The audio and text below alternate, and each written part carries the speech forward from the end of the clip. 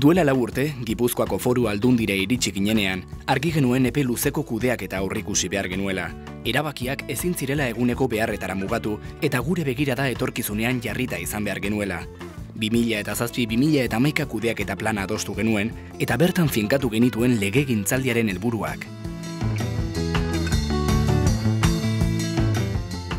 Aurrera egiteko, elkarlana beharrezkoa zela ikusi genuen, eta gobernantza eredu berri bat sortzeari ekin genion.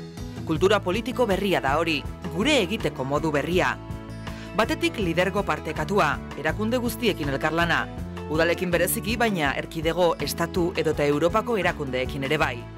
Arlo pribatuarekin elkarlanean, Gipuzko aurrera sortu da. Kutxa, Adegi, Merkatal Ganbara, Mondragon, Donostiako udala eta Foru Aldundiak elkarrekin, lurraldearen etorkizuneko lehiakortasuna areagotua ahal izateko eta krisi garai honetan hausnarketa sakona partekatu dugu, eta gainera, energia, mugikortasun eta biozientzien arloan asko sakondu dugu. Herritarren partaidetza sustatzea izan da kultura politiko honen beste ardatza, eta parte hartze hori bermatzeko foru arau berritzaile eta aitzindaria indarrean da. Gainera, formakuntza ikastaroak egin ditugu eta herritarrekin topaketak izan ditugu. Zure herrian ekimena, Gipuzko eraikitzen, eta gazteekin eta jubilatuekin topaketa bereziak. Durante la legislatura hemos vivido una crisis económica grave y desde el 2008 se han llevado a cabo acciones para reducir el gasto corriente de las instituciones y flexibilizar las medidas fiscales de empresas y colectivos especiales. Evitando la improvisación a través del plan anticrisis, hemos impulsado la inversión en obra pública, hemos apoyado a colectivos con dificultades, a las empresas y hemos invertido en infraestructuras de ciencia, tecnología e innovación. El objetivo es ofrecer las ayudas necesarias para que Gipuzkoa salga de la crisis fortalecida. El plan tendrá continuidad en este 2011. Foru Aldundian 2007-2011ko egitasmoa finkatu genuen legegintzaldiaren hasieran, eta bertan adostutako erronkak betetzera bideratu dugu gure ahalegina. 7 erronka, 7 bide ezberdin Gipuzkoa eraikitzeko.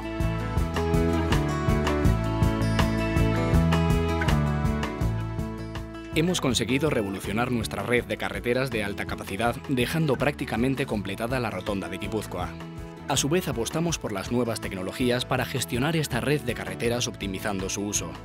Seguimos también impulsando el transporte público. La tarjeta única Lurraldebus se ha consolidado. 1 de cada 4 guipuzcoanos la utiliza.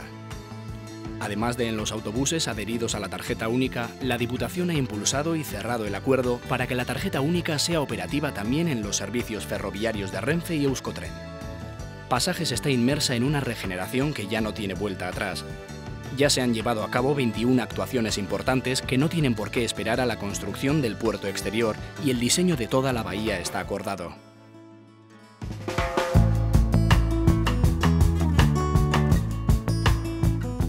Legegintzaldi honetan herri txikietako bizilagunei beharrezko zerbitzuak ematea ere izan dugu helburu.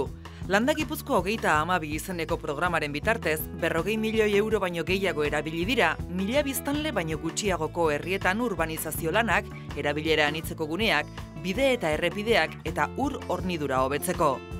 Natura eta herritarren arteko oreka harremana indartu nahian, ekimen ezberdinak bultzatu ditugu, mendiz mendi, mendez mende programarekin.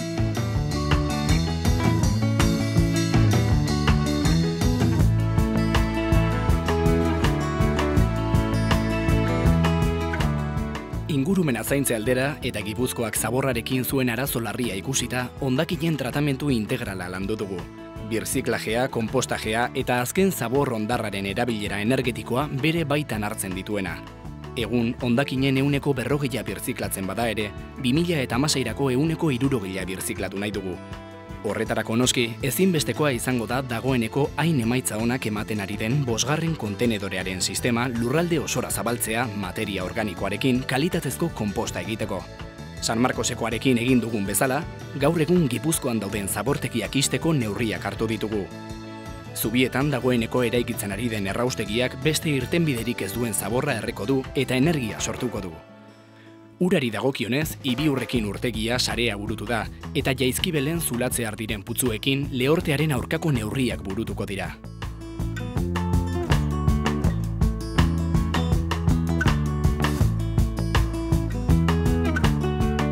Con Con el objetivo de garantizar el bienestar de Guipúzcoa, nuestros ejes de actuación se han centrado en mejorar la calidad de vida de nuestros mayores, proteger a los menores desatendidos y ayudar al desarrollo y a la integración de las personas con discapacidad y en riesgo de exclusión. Mirando a medio y largo plazo, hemos aprobado un nuevo modelo de gestión diseñado en coordinación con todos los agentes implicados y aprobado con un amplio respaldo en juntas. Respecto a los mayores, se han abierto 650 nuevas plazas en residencias y se han reforzado las ayudas técnicas para los cuidados en el hogar a personas dependientes. Además, la Diputación atiende hoy en día a unos 1.800 menores en situación de desprotección, de los cuales solamente un 10% es extranjero. La partida dirigida a los servicios sociales ha ido aumentando cada año y hoy se destina a estas acciones casi la mitad del total del presupuesto.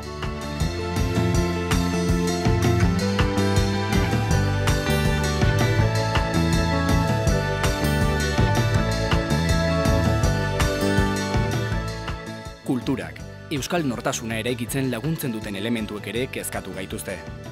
Horretarako ardatz izango den Tabakalerako sorkuntza proiektua izan da arlo honetan apustu nagusia. Gaur proiektua hasi da pausoak ematen. Arteleku da Tabakalerak jasoko duen arte, telebista, zine eta bideo munduen bateratze proiektuaren hastapengune. Gure edukiak munduan kokatze aldera eta interneten edapen gaitasuna oinarrian, Gipuzkoa 2.0 martxan da, kultura industriarekin, sortzaile, blogari eta udaletxeekin aritu gara eduki propioak partekatzeko. Bestalde, Mintzola, Lazkaoko Beneditarren Artxibategia, Balentziaka Museoa, Ekainberri, Gordailua edo Ondartxo itsas kulturaren zentroa ere aurrera atera ditugu.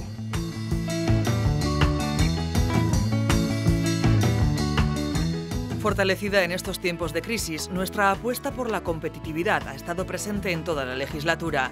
El emprendizaje, la internacionalización, la innovación y las nuevas tecnologías han sido las líneas maestras de los programas llevados a cabo, sin olvidar nunca el valor del capital humano.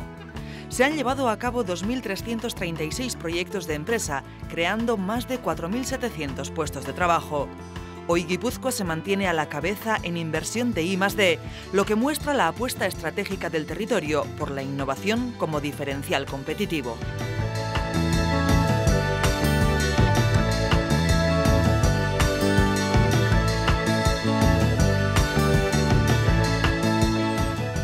Eguneroko kudeaketarekin batera, Foru Aldundian argi izan dugu oinarrizkoak direla bakea eta normalizazio politikoa. Bakea lortzeko bidean, biolentziaren amaieraren aldeko defentsa sendoa egin dugu, edonolako indarkeriaren kontra agertu gara eta gizarte osoak, erakundeek eta ordezkari politikoek oinarri etiko berberak izatearen alde lan egin dugu. Biolentziaren biktimei dagokienez, memoriari eusteko plana onartu dugu batzar nagusietan.